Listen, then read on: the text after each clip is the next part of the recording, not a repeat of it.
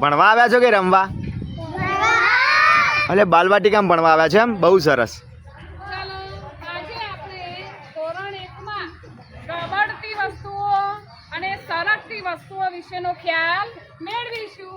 હવે એક પછી એક વસ્તુઓ ગબડાવીએ એટલે તમારે કહેવાનું છે કે આ વસ્તુ ગબડે છે અને આ સરકે છે. ચલો તમારે કહેવાની અને હું આમ કરું એટલે ના આવવા દે. પ્લેટ શું કરે છે?